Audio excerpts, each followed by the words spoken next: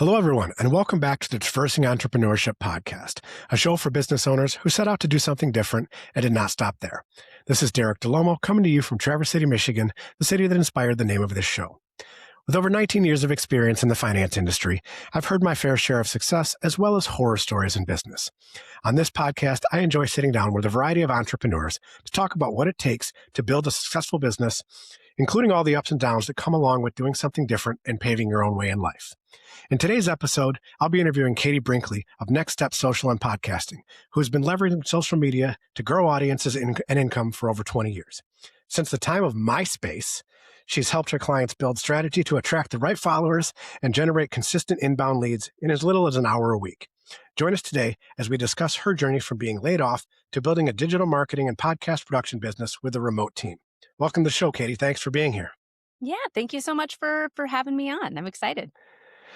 So you and I have talked once already, get your background and stuff, but our listeners have no idea. So can you give us an idea of your background, give them a sense of kind of how you got started and maybe what life was like before you started NextStep Social Communications? Yeah, well, I come from Denver, Colorado, and born and raised here. And we're one of the things about Colorado is that we're a big sports state. We love being outdoors. We love our Broncos. We are very active. And so growing up here, I actually played competitive soccer and softball, and driving all over the state, I would listen to sports radio with my dad. And this is all relevant. Stick with me here, guys. So I would drive all over the state listening to sports radio with my dad. And as we're driving around listening to talk radio, there, at the top of the hour, every hour, there was a woman that used to come on, and her name is Susie Wargin, and she would come on, and her title was the Sports Chick. And she would just give a quick update with what the trending headlines in sports was. And I just thought that it was so cool that there was a woman on the radio talking about sports with all these guys. And I just thought that was the neatest job ever. And so when I grew up, I wanted to be like Susie Wargin, and I wanted to be a sports reporter for radio. So I went to college, played softball in college, majored in English and journalism, and I was so fortunate. I landed my dream job right out of college, and who hired me? None other than Susie Wargin. Orman. Oh, Orgin. And so, I mean, like I said, that was my dream job. I was so fortunate. I got to do the locker room reports for the Broncos and the Rockies, and it was a great job. But then this thing called SiriusXM came out, and everyone in the radio industry panicked. A lot of people moved to television, and I remember one of my good friends at the station, Andy, he said, "Hey, you're young enough that you got the background in this. I would leave." I was like, "Oh man, this is what I've always wanted to do. What's my plan B?" And so I actually moved to television, but on the marketing side. And so I was worked in sports radio or sports television. I was with the Colorado Rockies TV station for a number of years doing their marketing. So lo and behold, all this has come to me being able to learn how to write scripts, learning how to market, having a passion in audio. And after a couple mergers, my position was moved to Atlanta, which, let's be real, they were saying, like, you can move to Atlanta and basically have a new job, or you can take the severance. And so I can't do sports. Nobody wants to live in Atlanta. Well, especially when you come from Denver, right? And so I had established roots here. Like, this is, I love Colorado. I'm a Colorado gal through and through. And so I chose the severance package. And I remember sitting with my husband, and he said, it's like, "Well, what is your next step?" And I was like, "Well, I don't really know." And I then sat with my boss, Jen. She was amazing. She and I still keep in touch. And she said, "Katie, you're so good at social media and the way you stay on the trends and think about things differently. It'd be so cool if you could find a job where social media is all that you do. And it'd be really cool if you found a way to get back into radio." So here I am 10 years later, and I own a social media and podcast production company. What a wild ride, though. I Yeah, mean, and everything, I think a lot of times, like, I was devastated when I left my quote unquote dream job number one of being, a locker room reporter for the Broncos and Rockies. That's what I always wanted to be when I grew up. And then I, was heartbroken again when I left my second dream job of, being a marketing manager for the TV station. I mean, I would, on my lunch breaks, I'd go and sit literally behind home plate and watch the Rockies games. And I mean, like, it was such a fun job. And I was like, man, there's nothing else in the world that's going to be as cool as this. But I stand corrected. Being an entrepreneur, that is definitely as cool as the past two jobs. And they just set me up for what I do now and gave me the opportunity to, harness in on my skills to become a business owner. well, they say everything happens for a reason, right? So, They do. And when you're young, my 11-year-old, she had to start a new soccer team. We switched clubs and she was so sad about it. Because she was really good friends with a lot of people on her old team. I was like, "Hun, you know what?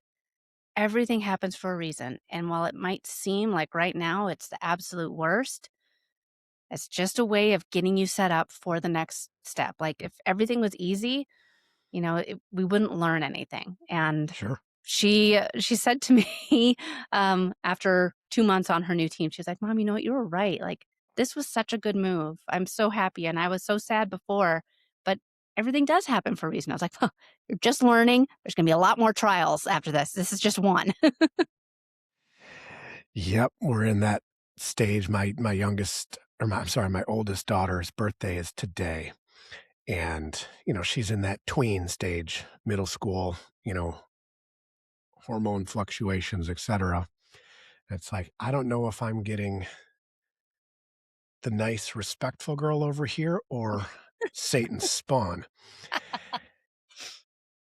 and it usually changes multiple times during the day. So Yeah. it's keep telling myself that everything happens for a reason too. It's teaching me that I'm not the most patient person in the world, Yeah. but such is life. So, I mean, you kind of cut your teeth in, I'm gonna call it at least what I would think of as a male-dominated industry. Yeah. Yeah. It was me and, well, like I said, grew up listening to Susie, and she was the other woman at the station. So, What did that do to help you to create your businesses now? you know, it one thing that Susie said to me and that always stuck with me is she's like, "You know what? You immediately are going to stand out with what you do. And because you're the only woman in the room. So your questions have to be better. Your research has to be better. Everything that you do, you have to work harder for because you stand out in this room. And so make them respect you. And the way that you can say I deserve a spot in this room is by coming prepared, knowing the stats, and really going above and beyond what the other men in the room are doing. So it was a really good lesson for me as to the kind of, like, 'cause I remember I would go to the whole Rockies game, even though I was doing just the post game report. So I mean, a lot of people would just go for the, like, starting at the seventh inning and just kind of catch up from there. I'd go from very first pitch, track, different pitches. You're like, hey, on the very first, time you were at bat, you struck out on a curveball. I know on the third, in the fifth inning, you hit a curveball, out for that 2-run shot. Were you waiting for the curveball, or did you think that, so I mean, like, that was the type of questions that I was trying to prepare for. And it was because I was there at the game, watching the whole game, taking notes, and really trying to make sure that my questions were better than the men in the room. Yeah, that's so and how like what does your business look like today versus when you started?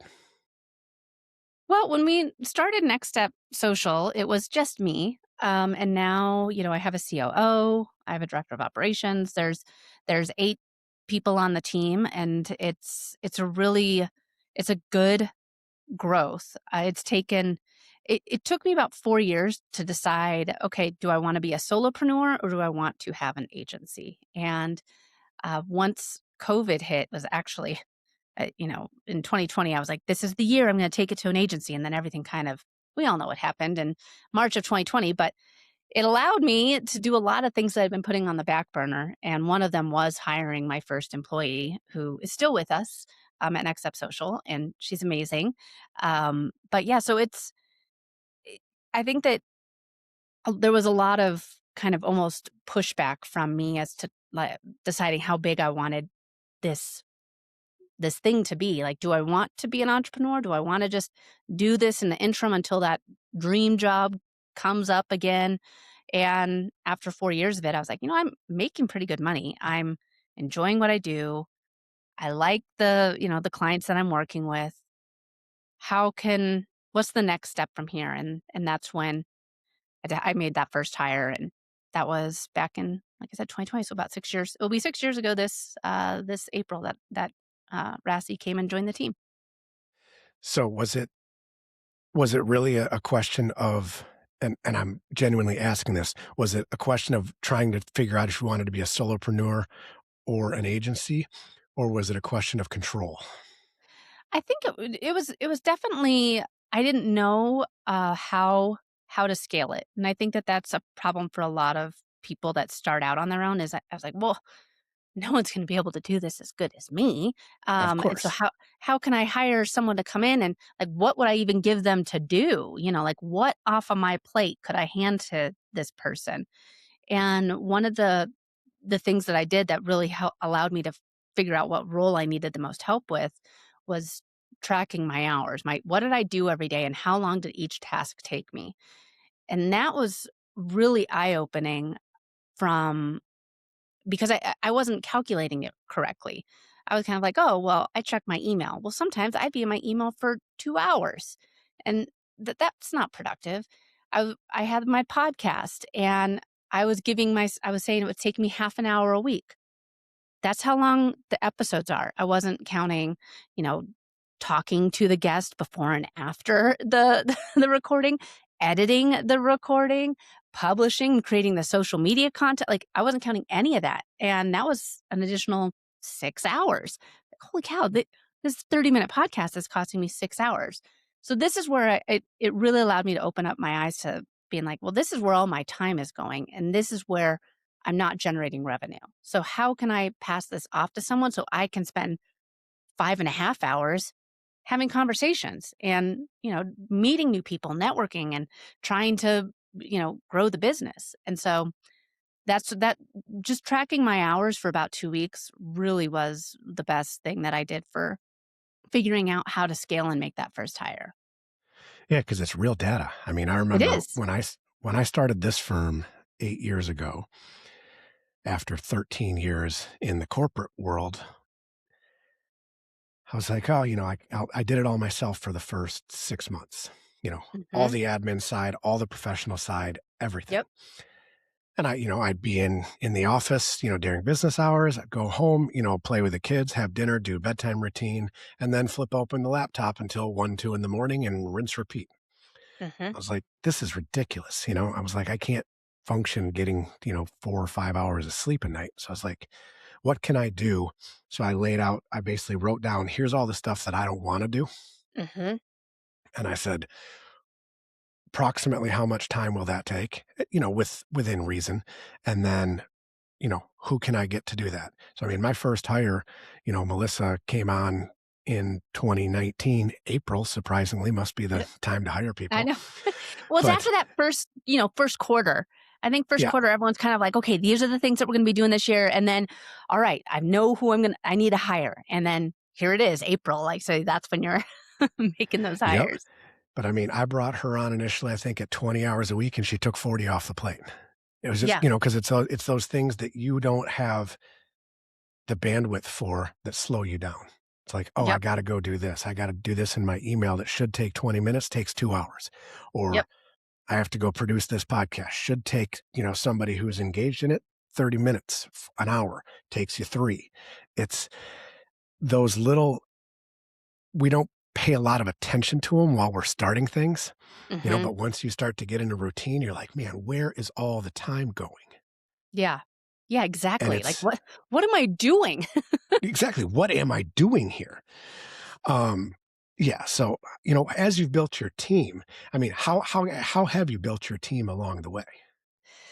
Yeah, so I mean, I've gone through a couple of COOs, and now Sean is with the team, and he actually is co-owner of the company now, and Okay. it's been so great to have a co-owner, somebody that's good at the things that you are not necessarily good at or want to do.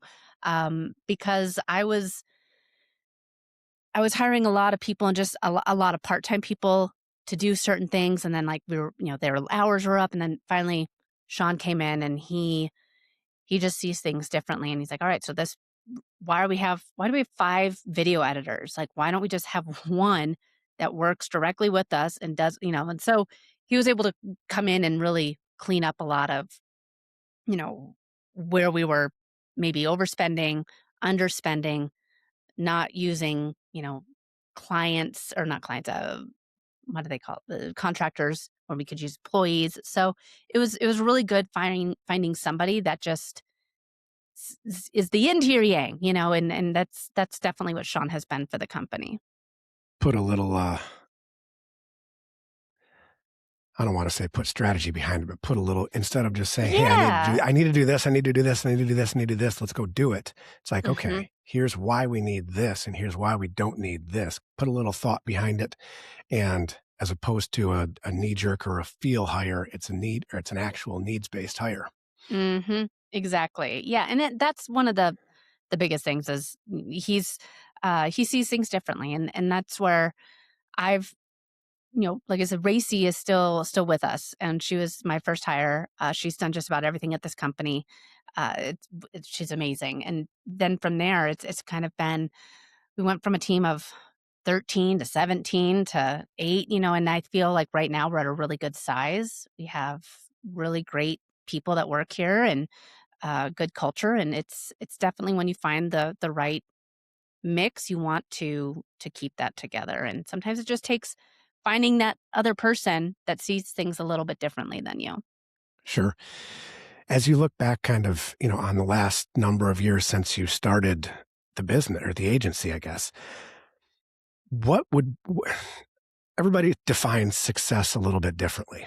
But, when you look at your success that you've had, growing teams, growing income, growing clients' incomes, et cetera, what would you point out to be, your largest success in your mind and in your values? How do you value success? What is your biggest success in becoming your own entrepreneur? For me, it's the freedom. It took me until 2022 and I started this back in 2016, um, to take my first laptop-free vacation, and that was kind of when I was like, "I made it. I did it," because I could leave and not have to worry about checking my phone. I mean, I had my second daughter, and I was still checking my phone in the hospital. It Mhm. was that's the life of an entrepreneur. And when I got to the place where I could take a vacation, and Right. I'd said, "I don't need to bring my laptop." That was that's where I was like, "Yeah, I did it." And that's I think what for me success really means is just having that freedom to be with family, to work from. I mean, I have my office here, but you can work from anywhere, and that's really important to me is having the ability to be able to just shut down when you need to. The ability to know that you can unplug and know that the business isn't going to crumble without your Yep, input. Yeah, exactly. it's like I can't do that yet. I mean, any vacation we do take, I have my phone and laptop with me. Hmm. Whether or not I get them out is another story. But I mean, I do check every day emails coming in just because there's only me that can do certain things inside the firm, right? Yeah. Yeah. So it's like anybody needs one of these things, it has to be done by me. So that's why I say I can't do that yet. I haven't hired another professional, that Hmm. can do the same things.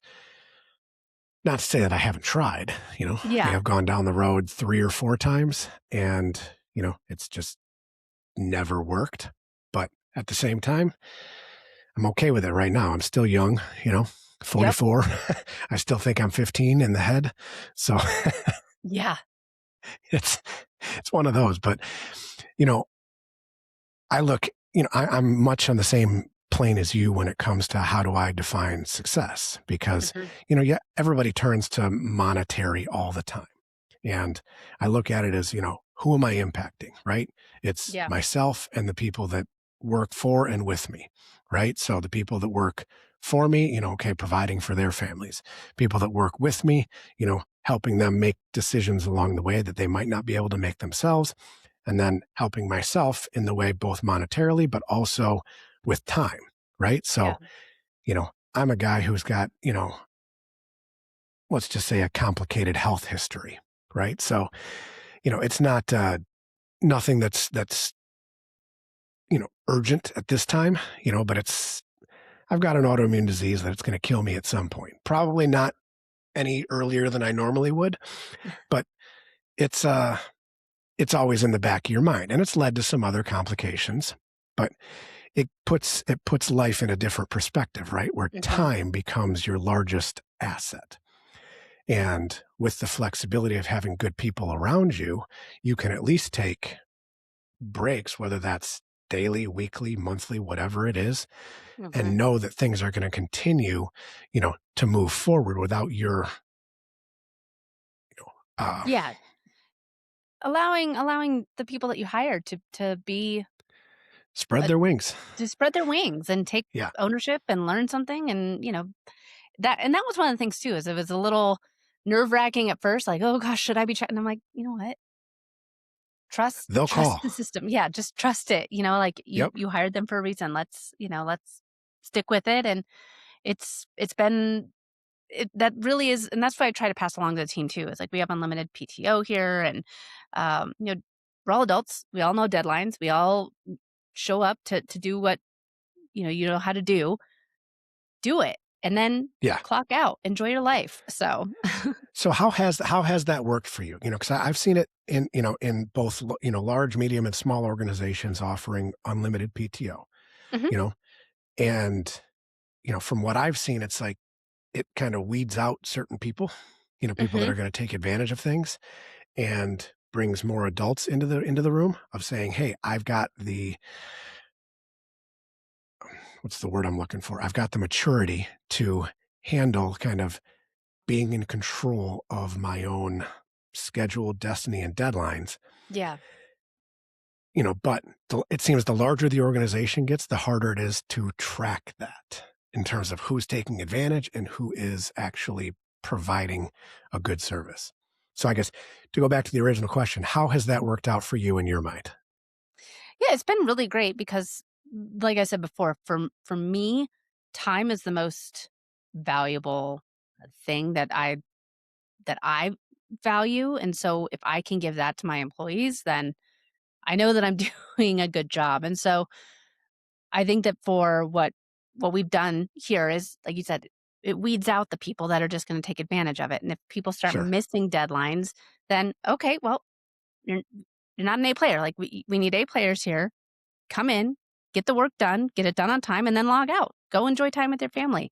We're all adults here. Let's just focus in on getting it, getting our stuff done for our clients, making it amazing, and then you can go out and live your life. So if I remember back in corporate, there's a lot of times where I'd drive an hour into work, I'd sit at my desk and I'd twiddle my thumbs until, like, okay, 2 o'clock. Finally, like something came in that I could work on.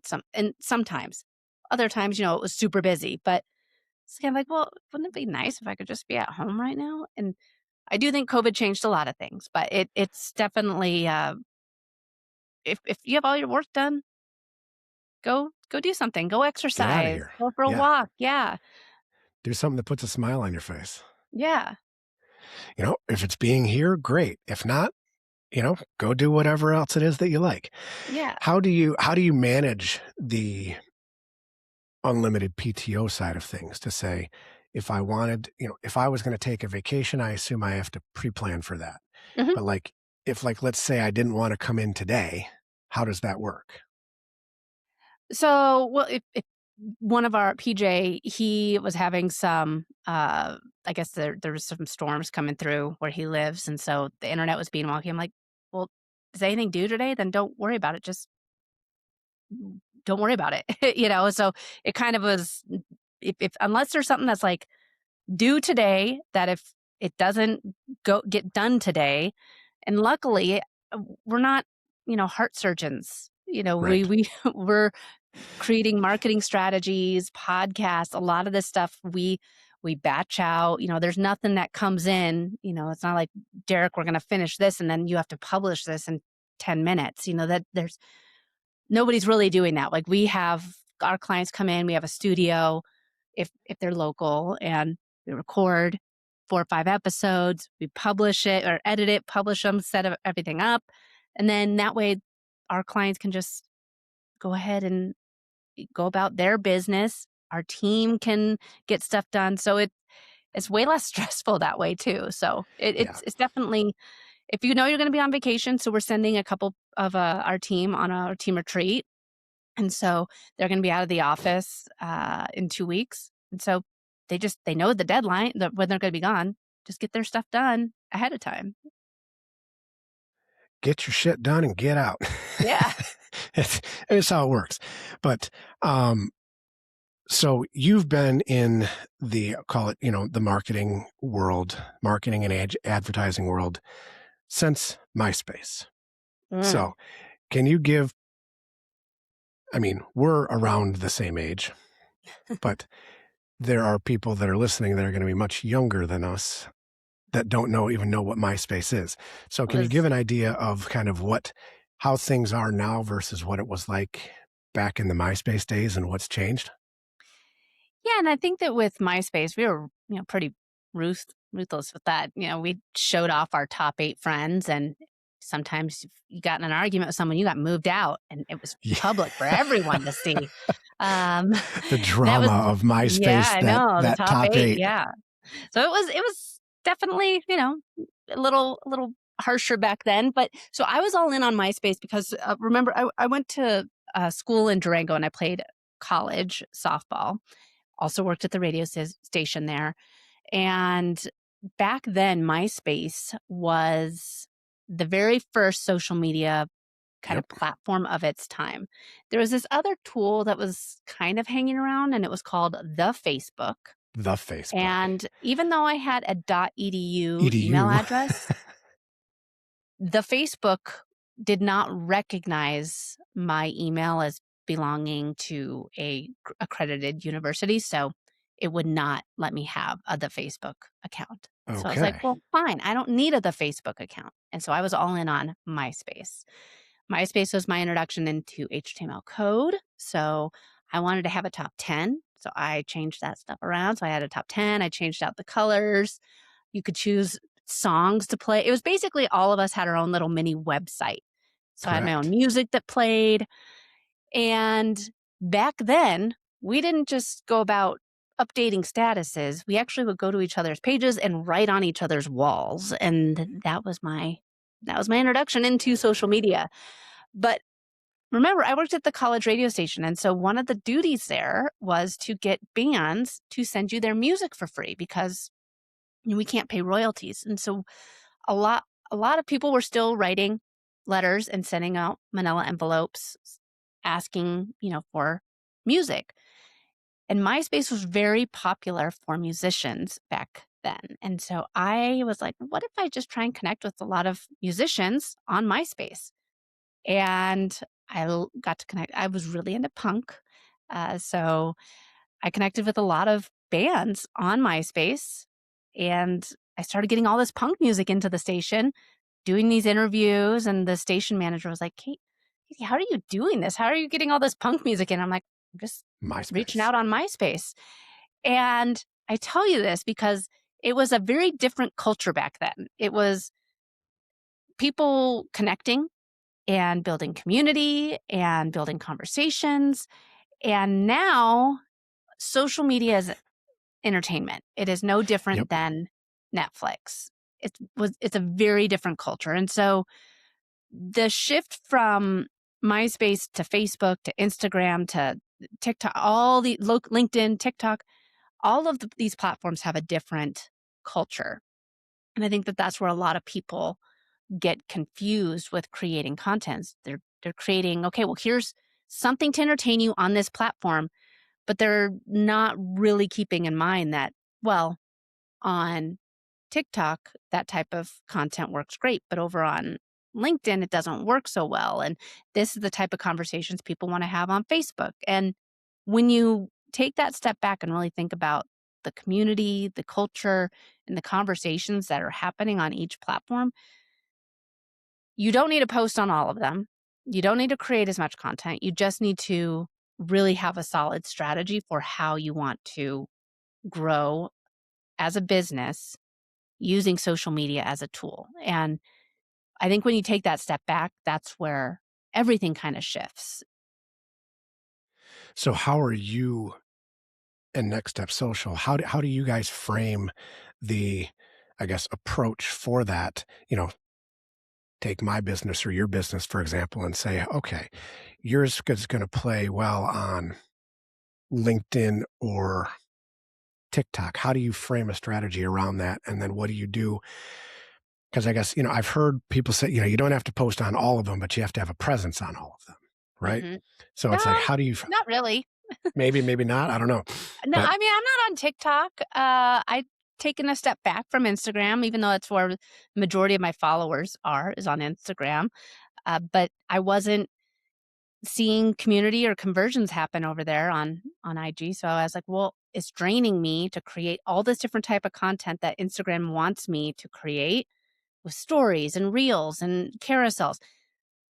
What if I just took that time and effort and made my content on these other platforms that people actually talk to me on and respond and engage with, and just made my content better over there? And it worked.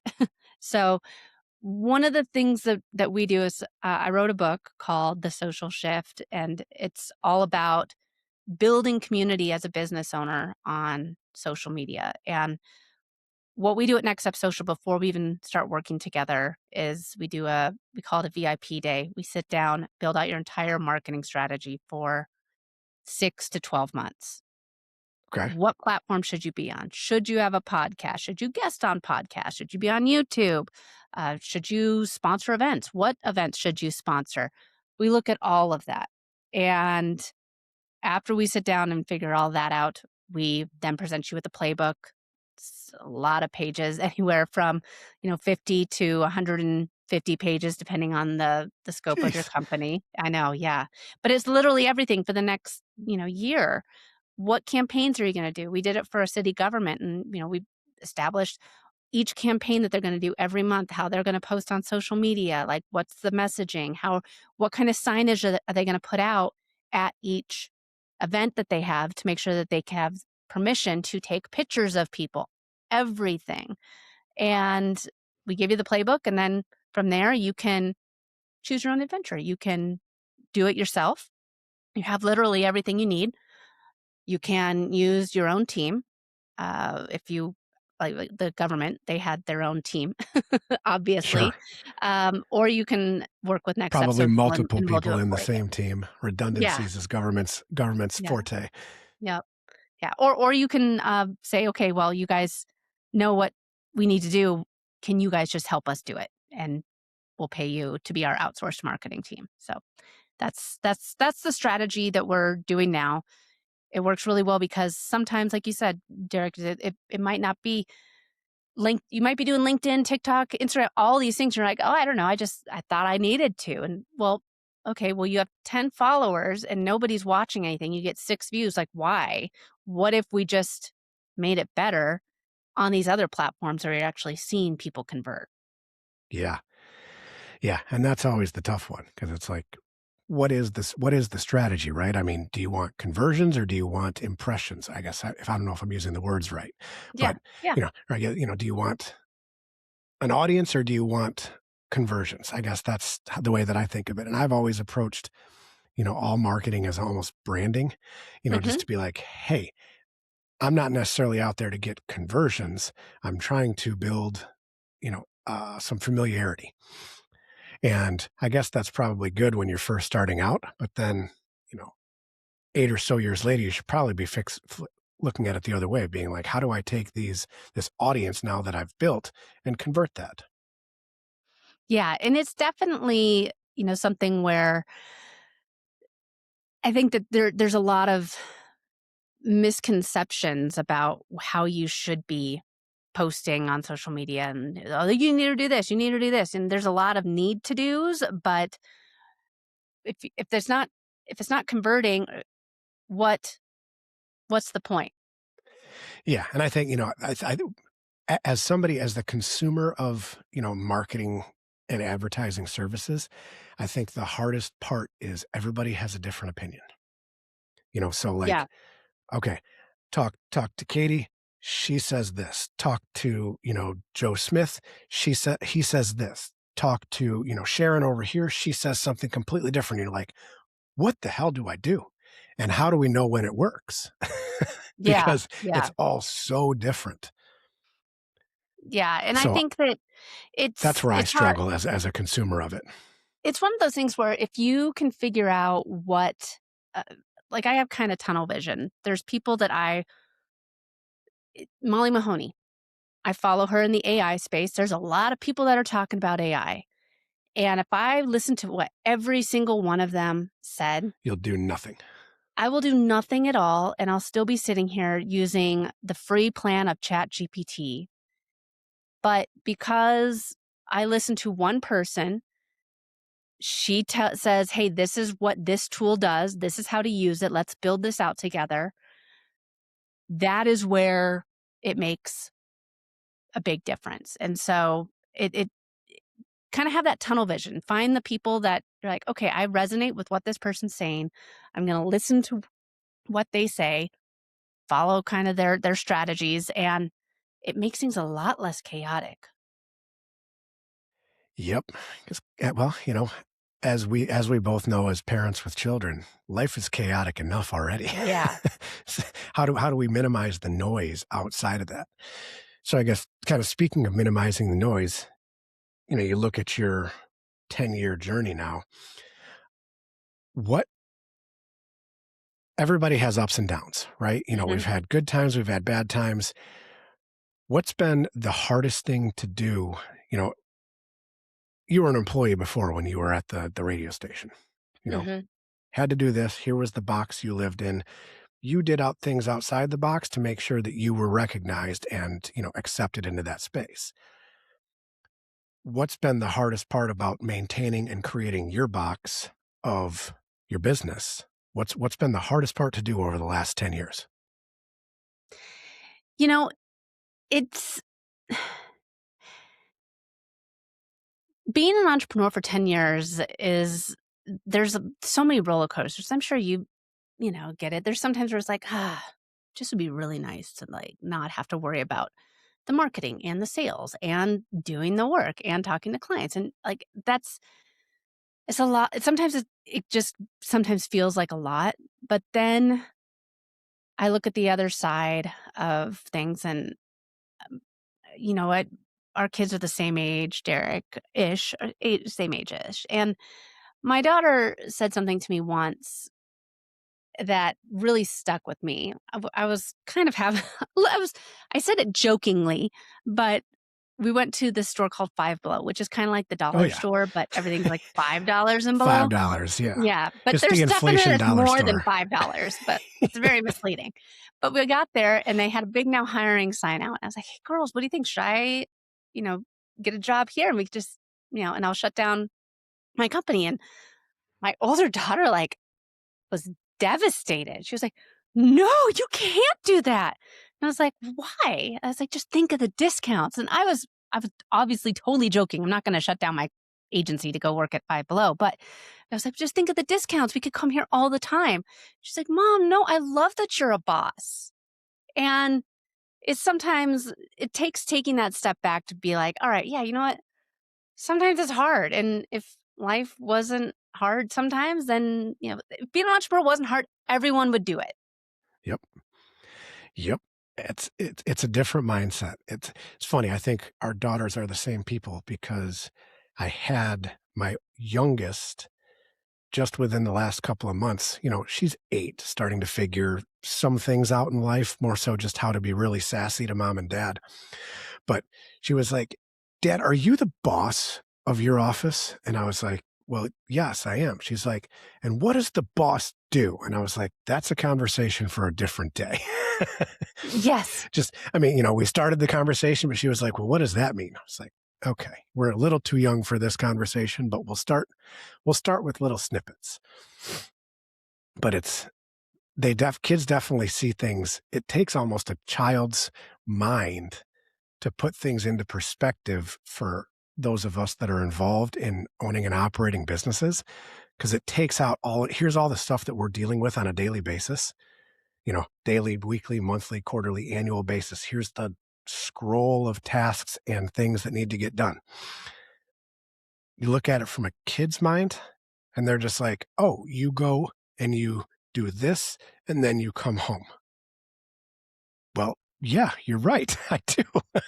It's it's kind of a nice little reminder of how simple things can be, Yeah. and how versus how complicated, not that we make them, but we allow them to become.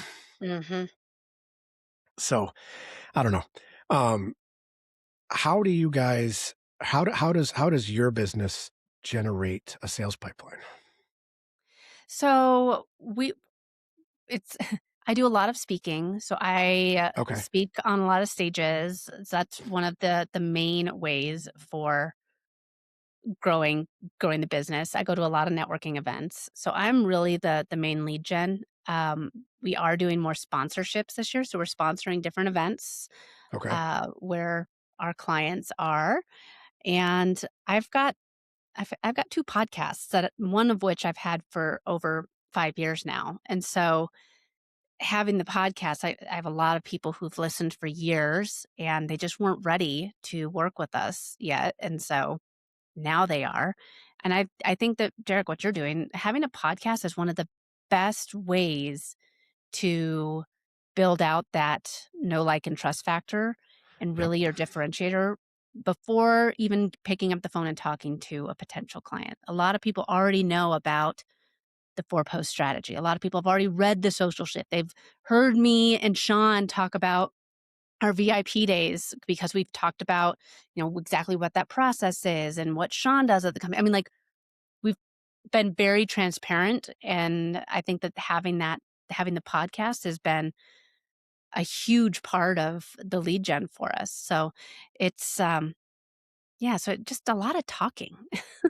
It's funny what people gravitate towards as authority figures, right? It's Yeah. like when I first got in the finance business, shoot, 20 years ago, it was if you had a book, you were considered an authority, you Mhm. know, and then it was like, okay, then it moved to blogs, and now it moved into podcasts and, followers, podcasts and followers, it Yeah. seems. As the people consuming it get younger, it's like, okay, the mediums change seemingly faster and faster. Um, you know, I just was called Unk the other day by my daughters and her friends, which is basically a slang for old now, apparently. Oh, jeez. So, like, Unk, apparently I'm getting into that stage now where kids, the middle schoolers, et cetera, consider, mid 40s old. Mhm. So I'm going to adopt that and then just stick to a couple different things and say, okay, if I can't hold it in my hand, I don't want to read it. Like the whole Yeah. newspaper thing, remember? Yep. Yep. It's like when newspapers were becoming digitized and you can get them on Kindle or you could get it on, delivered to your house. And my grandfather would always be like, it's got to be right here. I need that ink coming off on my fingers. And I'm sitting here like, I've already read everything in the paper, that's in the paper before you've even received the paper delivered to your house because I did it Mhm. digitally. But um, how has, completely different topic, sorry. How has, I guess, owning your own firm impacted your personal life? Like for me, it's kind of evened everything out from a work family balance. I've got what, 4 activities today starting at 3:30, you know, Mm-hmm. 2 sports, 2 choir practices, you know, going all over the city in a 4-hour period for, I'll get home about 8:30, 9 o'clock. Yep. But that's kind of the normal thing. It allows me to do that stuff. And I know I can shift my schedule earlier on in the day to say, get all my stuff done. And then I'm clear for the evening for that. Yeah. How has, instead of being kind of, all right, I have to clock in, clock out, sit at a desk, how has it impacted your work and family life? It the time freedom, like I mentioned earlier, it's so Yep. great having that opportunity to drop off my kids from school and then pick them up if I want to. And I'm actually teaching at the school a podcasting class to the middle school there. No So kidding. yeah, so I mean, I wouldn't be allowed that opportunity if I worked real at a corporate job. I wouldn't be allowed to say, "Okay, yeah, let's teach these middle schoolers how to podcast and how, the equipment they need, like what a trailer is, how to edit it." I wouldn't be able to have that opportunity if I didn't have my own business. And so I think that it's it's such a game changer when you do have that. Now my husband does have a regular corporate job, and COVID changed everything for him too. So he works from home now. He has a lot more flexibility. I think that not having the commute has changed so much for our family because he was in the car for at least an hour a day, going to and from work. And just because of traffic, without traffic, it was only like a 12-minute drive, but because of traffic in Denver, it's gotten ridiculous. So, but it's allowed us a lot more opportunity. He can start his day sooner, so we can end it sooner, so he can pick up the kids and we can divide and conquer. Like you said, we've got sports and all the things. Sports and arts. Yeah, it's wild. Yeah. Completely off business topic here. It's wild how busy kids get once they get into that like fourth, fifth, sixth, seventh, eighth grade range. Yep. Like, and what I've noticed, and this is just a completely life lesson, is how, like, you and I grew up playing sports. Mhm. We were encouraged to play multiple sports. We were better at some than the others, but we were encouraged to be multi-sport athletes, and be well-rounded. Mhm. Now, like, the focus is like every sport thinks that that is the only sport that your kid is playing, and you're devoting every time, all of your free time to that. It's like, Yeah. no, I mean, we've got basketball, volleyball tonight, and choir, and they all overlap at least a half an hour. So it's like, all right, we're going here for an hour, then we'll drive to here. You can go here for an hour, and then we'll go to here for an hour. It's like, that's what we have to do if you want to do all these things. Or you need to start lopping off some of your activities. Like, no, no, no, I like all of them. I like all of them. At least at this point, we'll see. That's my, Derek's life coach lesson for the day. Um, It's true. I mean, like, when you have, I don't know, like I said, it's hard going all over town. My kids, like I said, I do a lot of speaking too, so now the girls are getting older, and they're both doing competitive sports year round, 'cause I guess competitive sports has no end or off season. apparently, It's just crazy, two and so I'm weeks, like, 2 weeks in yeah, between each session. yeah, yeah. It's, yeah. But again, they're expecting you to devote all of your free time to now that sport. If you play multiple sports, good luck. You're going to have to prioritize which one you like more. That's a pretty big ask for a 12 or whatever year old. Yeah, and I think that, when my 11-year-old, like, she has an Apple Watch. She doesn't have a phone or anything yet, but, she does have an Apple Watch, and it's just still sometimes where, "Okay, I'm gonna be dropping off your sister, so I might be, like, 5 minutes late, but you got your watch, just stay here." So it's definitely a little bit easier when they start getting to that a little bit older age of being able to just stay on their own for a few minutes. Oh yeah, which they can. It's just, like you said, my daughter doesn't have a phone either. She's 12 today. And, her big ask this year was for a phone. It's like, okay, here's all the things, let's do these, try to create some what's the word I'm looking for? Accountability. Yeah. Guess who's not getting a phone for her birthday? Yep. So we'll see. We'll play it month by month now. I'm not opposed to the phone aspect of it. It's the social media side that scares the hell out of me for an impressionable, 12, 13, 11, 10, however old these kids are getting phones now. Yeah, I know. We just did I think there's like a pledge of like no phones till 8th grade or something. Yep. Yeah. So my My daughter, original. she's not a fan of it, but it is what it is. Sorry, Yep. sweetie. And is she also the only one without a phone? Oh, yeah. She's the only one in her class that doesn't have a phone. I'm like, no. Yep. So is my daughter. So we should give Yeah, them connect them. their FaceTime and they can commiserate on how terrible their parents are. You're I know. awful. Yeah. You're the worst. Yeah. You're the worst. Well, on that note, we usually kind of give our guests at the end of every episode a few minutes to leave a message to our listeners, whether that's to offer advice, expound on something that you're passionate about, or, promote your businesses, whatever is kind of on top of mind. It's your time to have the floor and go nuts. Give our listeners a little bit extra of what Katie Brinkley has to offer. Yeah. Well, if you are tired of posting on social media and not seeing results, or saying, I thought I needed to be on social media, but nothing's ever really worked for me, it all comes down to strategy. And I'll give you your get out of jail free card. You don't need to be on all of the social media platforms. You don't need to post every day. You just need to have a strategy behind it. And we would love to help you build out that strategy. So connect with us, Next Step Social Communication, nextstepsocial.com. Or if you want to check out the book, see more about Katie Brinkley and a little bit more about the 4-post strategy, you can go to katiebrinkley.com and choose your own adventure from there. Choose Your Own Adventure, my favorite books when I was a kid. I was like, because you get to read it twice. Yeah. You'd be It's like, always hey. different. So nextstepsocial.com, katiebrinkley.com. Great way to go find an actual social media strategy that's going to work for you. As I said before, I've been a constant consumer of these things. Finding somebody, well, and as you mentioned before, Molly Mahoney, you trust, you find one person that like, and trust, follow it, because that's going to be, if you buy in, awesome. If you don't, it's going to be a tough time. So, Yep. as you know, my name is Derek Dall'Olmo. I'm the owner of both TreMonte Financial Consultants and TreMonte Tax Solutions, together referred to as TreMonte. TreMonte bridges the gap between financial advisors and accountants by serving as CFO to our clients.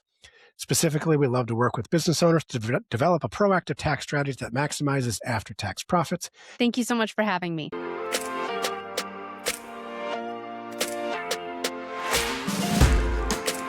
This podcast is presented by TreMonte Financial Consultants, LLC.